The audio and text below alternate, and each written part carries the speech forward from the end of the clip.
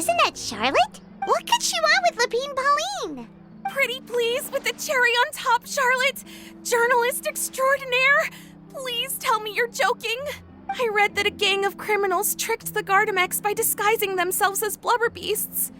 It's true, isn't it? It has to be.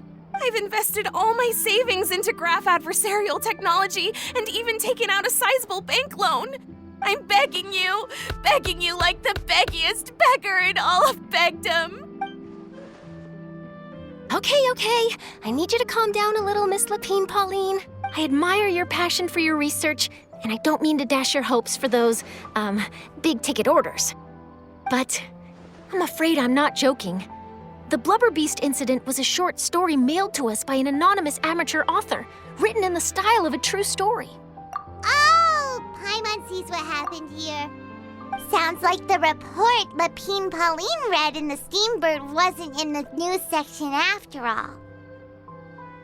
Funnily enough, I actually remember being in a meeting where the editing team was debating the potential risk of misleading the public with this story.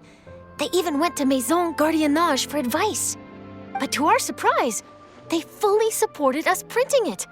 They figured that the false intel would be a great way to dupe potential criminals into wearing ridiculous costumes when breaking the law. In truth, Gardamex are extremely sophisticated in their capabilities. They can identify criminals just as reliably as the best human guards, so a crude disguise isn't going to get you far. If anything, it'll just make you stand out all the more. Since we ran that story, the Maison Gardiennage has made a slew of arrests, including, one phantom blubber beast, a titanic red-crowned finch, and a specter man. So I knew this story had helped out law enforcement, but this is the first time I'm learning of an innocent citizen being deceived by it, and investing so much Mora for nothing.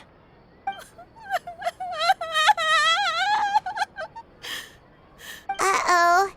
So Lapine Pauline's whole research project is based on a fictional story? Which means we're not gonna get a big bonus after all. But more importantly, she's gonna lose everything she's invested. Traveler! Paimon! You're back! I was in the area taking some photos for a story when I got to talking to Miss Lapine Pauline about her research. She told me about your collaboration. She was hoping I could write an article to spread awareness about image recognition technology. She even paid me for the article and gave me one of her prototype devices before I could get a word in. I unfortunately had to dash her hopes, and I'm afraid all your hard work was in vain too. She's desperately trying to find a way to rescue the project and get you the Mora you're due.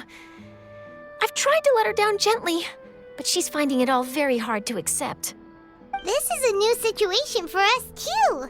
It's such a pity. It seems like the author was only trying to make the story interesting, and the Maison Gardiennage only had Fontaine's best interest in mind. Wait, Miss Lapine Pauline, what are you doing?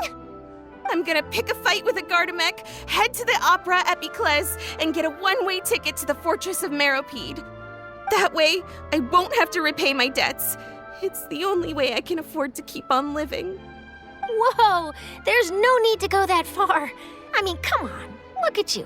You wouldn't even dent the Gardamec's armor. In all likelihood, they'd only hold you up at the Maison Gardiennage for a few days before letting you out, and then you'd still have to repay your debts. Actually, instead of going into the technicalities of that, how much did you actually invest? How bad can it really be? 270,000 Mora. Okay, well, escaping to the Fortress of Meropide over a sum like that seems like a last resort. Surely there must be other options. Not anymore. I used to be an equipment supplier to the Fontaine Research Institute before that blew to pieces, and now I'm just a small-time engineer. I scraped together some savings over the past few years, but I put every last Mora into this project, and now I'm left with nothing. It's not just my savings that are gone. It's my whole future as a graph adversarial technology specialist and my dreams of becoming a billionaire one day.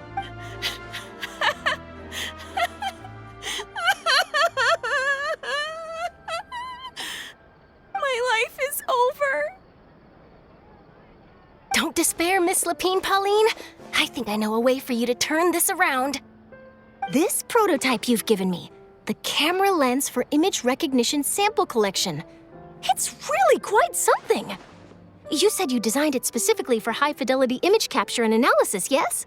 The rapid focal length adjustment is a very useful function in its own right. It's sure to make many journalists' jobs much easier. In fact, I'd say it has the potential to revolutionize Fontaine's news media. So your research efforts thus far are by no means in vain. The technology you've developed may have many applications that you've never even considered. Really? Absolutely. I've been working as a journalist for the Steambird for a long time now. No one understands the issues we journalists face on a day-to-day basis better than me. So keep calm, take heart, and start thinking about mass production. In the meantime, I'll show your invention to all my colleagues to drum up interest in your product. I can't believe it! If this is true, then I can look into setting up a whole camera lens development pipeline. My big-ticket orders and billionaire aspirations are still in the cards. Oh, maybe I should consider taking out another loan. That way, I can rapidly improve the lens production process, be the first to market, and prepare to battle for dominance in the camera industry. Come on! Stop daydreaming about your pipelines for a minute. Just take it one step at a time and see how it goes. There's no sense in putting all your eggs in one basket before things are even off the ground.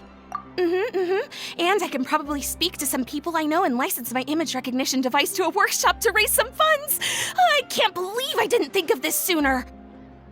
There's no time to lose. I need to get to work. Early bird gets the worm.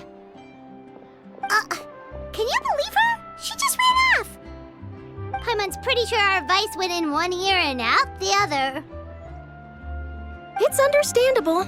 When inspiration and passion strike at the same time, it's all too easy to throw yourself headfirst into your work and forget about everyone around you.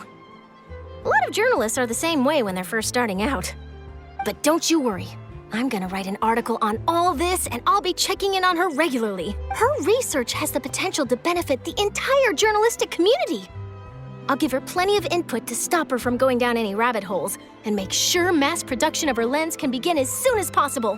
It's reassuring to know that you'll be looking out for her, Charlotte. Actually, you know what? Why don't you two take this prototype lens? I'm sure you'll have plenty of chances to use it on your travels. It takes the right person to get the most out of a new technology. In your hands, it's sure to capture some amazing sights. Thanks a lot, Charlotte. No bonus, no biggie. This makes everything worth it. You're welcome. I got something out of this too. The beginnings of a very interesting news story. The boundaries between real news reports and news-like fiction must not be blurred, even when there's a compelling justification for doing so. Yes, that's how I'll phrase it to the editors when I give them my feedback. Let's hope we don't mislead any more well-meaning citizens in the future.